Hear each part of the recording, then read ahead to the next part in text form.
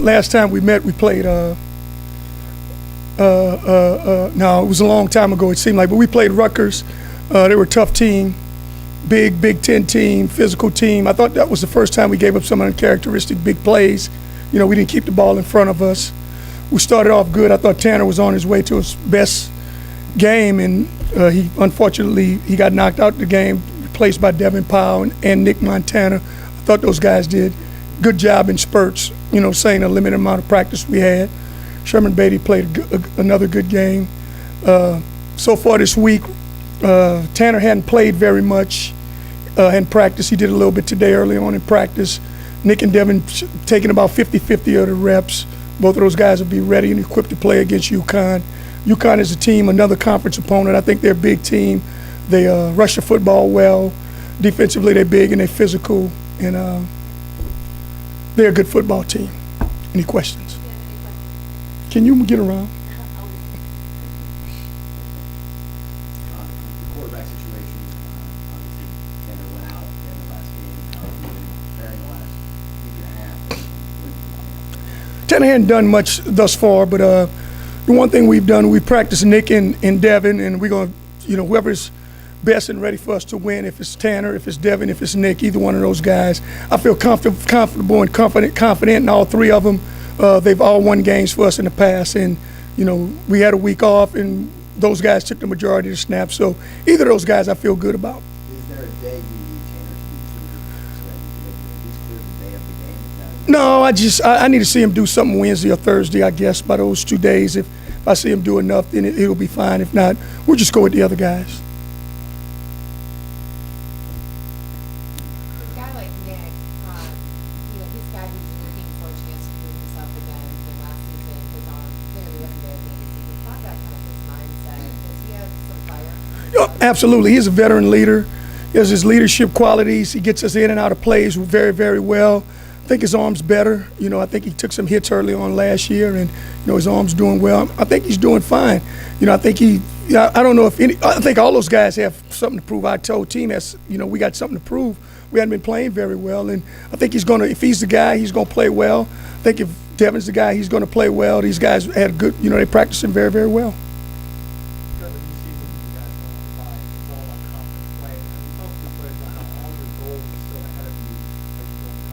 Absolutely, we did that last week. That's the one thing we talked about. We got to just win every game, win every play. It starts off play to play. It starts off with UConn, and each play, you win the play, then you win the game, and then you go into the next game. So everything is definitely in front of us. We're practicing like it's still in front of us, like our guys still eager and willing to play, and I like the way where we are.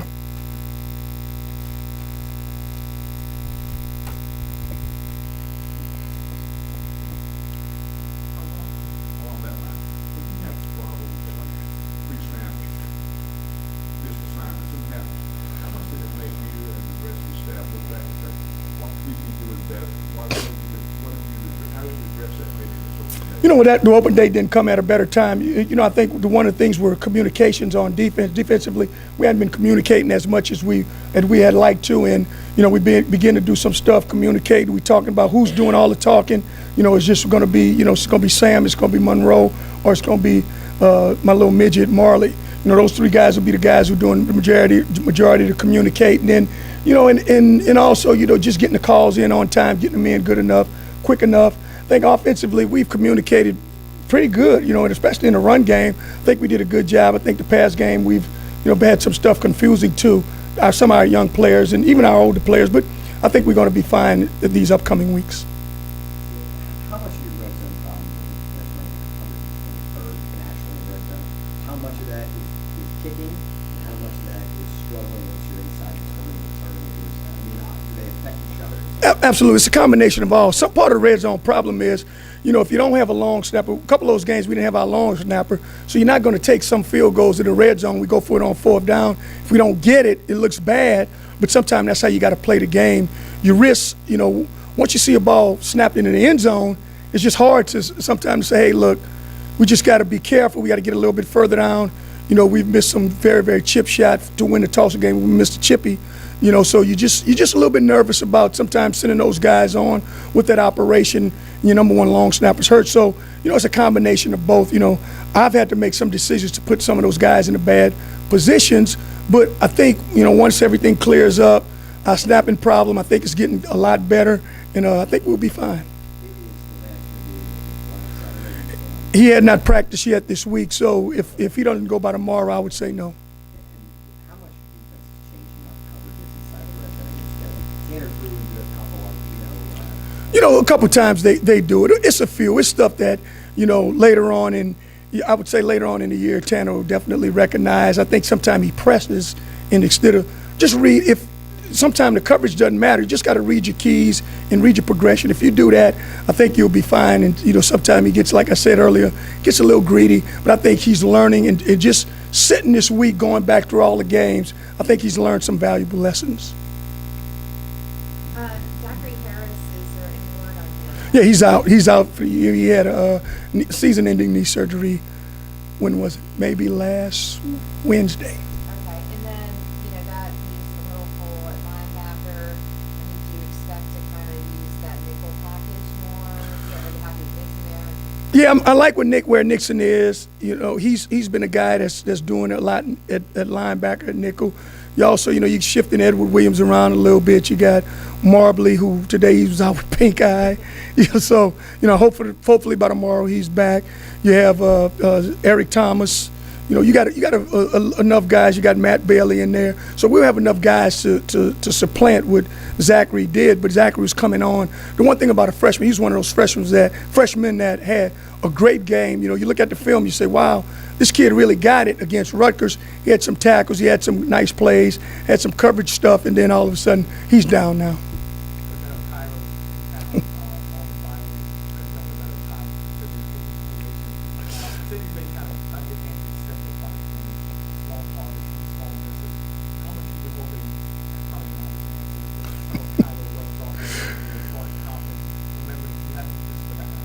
Just being around Cairo was one guy that's so positive about everything, and just because he's positive, I think Andrew needs a little shot in the arm, just a little dose of a positive medicine. I think Cairo gives that to him, and then just having the opportunity to see Cairo on TV, see Cairo do some things.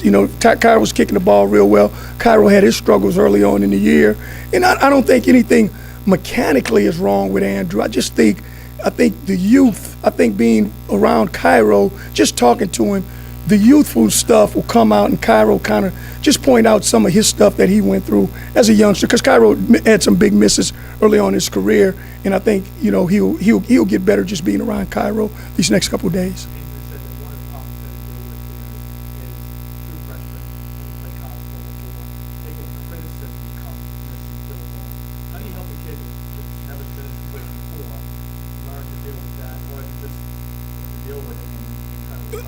It's a little bit of both. We try to minimize as much criticism as he can. I really don't, and I get on him at practice and stuff like that. Other than that, I think it's really unfair to him, to some of the texts that he get. Some of the stuff that this kid gets is really unfair. He's a young kid. Last year, like I always say, this time last year, he was working on a homecoming date. He's worrying about a date to the homecoming dance, and now he's in trying to make field goals on ESPN. So it's just for him. It's just unfair that people just don't understand him, and I understand everybody wants to win, everybody wants to do that. But this kid will get better. He'll be a good kicker for us. It's just a hard situation being a true freshman and not having any experience.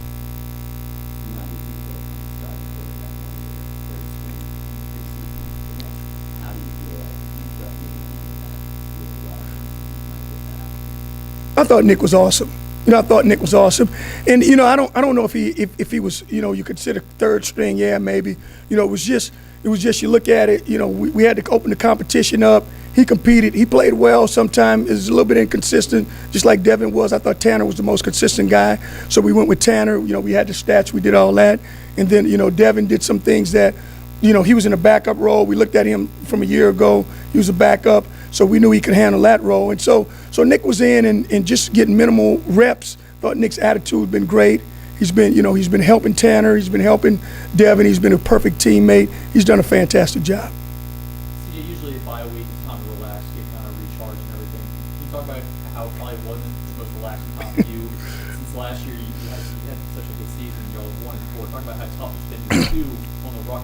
for almost 2 weeks. Well, you know what? The one thing we do around here, and we do a good job with it, we put stuff behind us. It was gone. You know, as soon as Sunday came, we watched the film. I thought it was gone, but I thought, you know, last year we had a little veteran team. You know, just knowing the number of guys that's playing on teams, on rosters.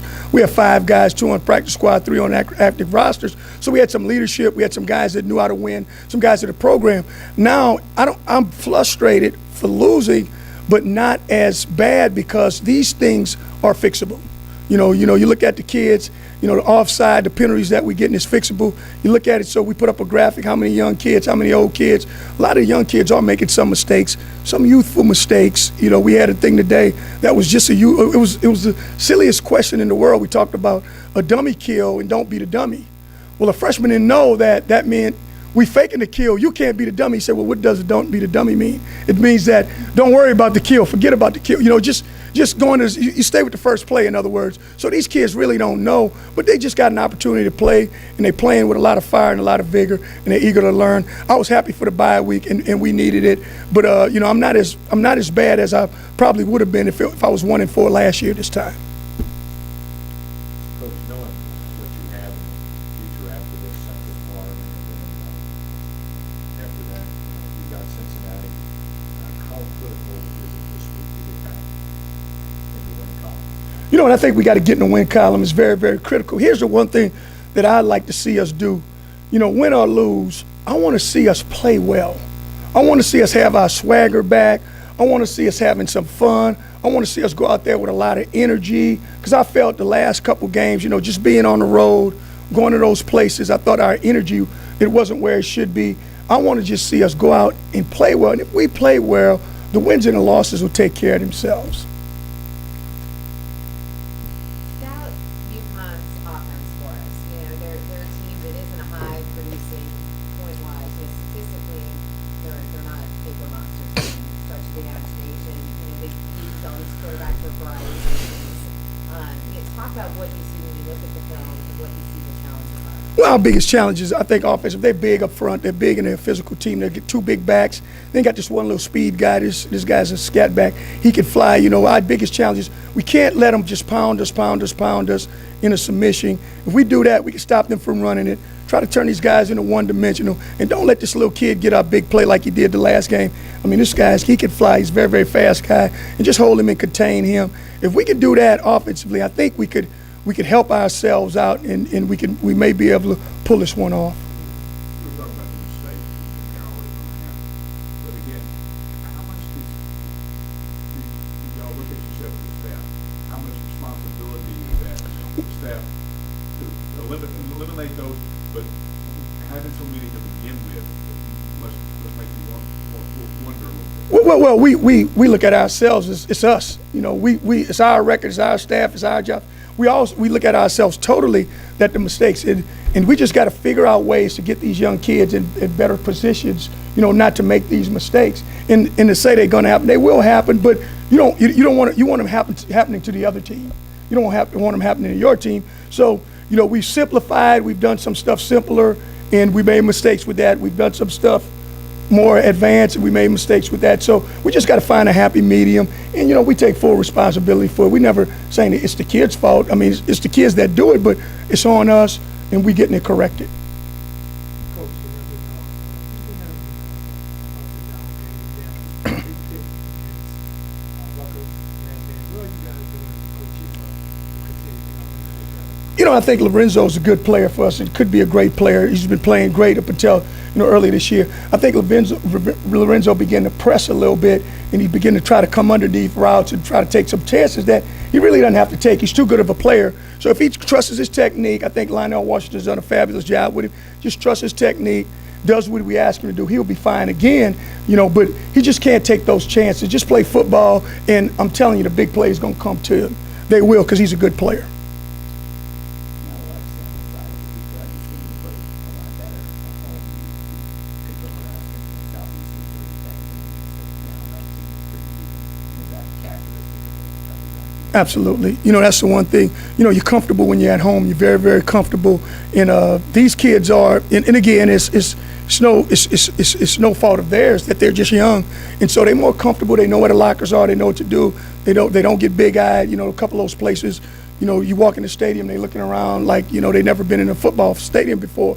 But you know, I really think that now after this bye, I hope and I really think that we've done a good job with them and trying to get them to just understand, here it is, here's the game, and it's just another game. You just play your best, do your best, and they'll be fine. The nickel package was so successful against Southeastern and the inability to play that against Rutgers the way they lined up, kind of do something similar. How much does that take away from that? Very, very similar, if you ask me. And here's the thing that I think that we got to do. We got to force them to be one-dimensional. Get their nickel on the field. Get those packages. You know, you look at the NFL, everybody's nickel package is winning for them. Seattle got in their nickel package last night, and it was just bam, bam, bam. It was just murder. So that's what you really want to do. You got more speed on the field. You got faster, but you got to force people to get in those packages. You got to force people to get on in third and long, and that's what we hadn't been able to do. Now hopefully this week we could do that. We got some stuff doing. We're doing a couple things different. So. You've adjusted your schedule, your personal schedule, right? After the Rutgers game, you guys spent a lot of time Sunday. Am I misreading that? Or No, you're absolutely right. We just feel that with the youth of this team, we got to spend more time self-scouting, see who's making the plays. You know, if you look at it, a lot of these young kids are making a lot of plays, so it's, you know, you're risking reward. Do I want to put Sherman on the bench? Well, no, I don't want to put Sherman on the bench. You know, or you know, do I want to put Marley on the bench? He's made some mistake. Well, no, I don't want to put Marley on the bench. We just got to calm those guys down and get those young kids playing better and better and better. And I think we're doing that, and we wanted to do a self-scout. That's why we were here those couple of days. We self-scouted us and saw where we were, what we got to eliminate, what we got to keep, what we got to do more of, what direction we got to go in. Do we have to shrink some packages? And I think we found a happy medium. Did you simplify some stuff? Some stuff we did, but you know, it was already pretty simple. I wouldn't say simplified it. We're going to use some stuff more. Last year you had a ton of turnovers. You were able to get a bunch of them. You were plus 11 for the year. Do you think because of that, guys have maybe trust some this year and have gambled when that cost you a ton of big plays? You look at our team. We're not the biggest team in the world. So what we did was we feast last year on turnovers, on forcing them in a bad situation, forcing them to turn the ball over. We hadn't gotten very many of those. You know, we had a graphic today about that we looked at. Our turnovers, UConn. This is a team that, you know, hopefully we can get them to turn the ball over some. And so if teams aren't in long yardage situations, they're not pulling the ball away from center very much, and that really helped us a year ago. Whereas this year, you know, these guys are managing the distance better, the down and distance better. So it kind of keeps your regular people on the field, and you really can't do very much if a team can run or pass. So that's where we are. Anything else? Thank you, guys.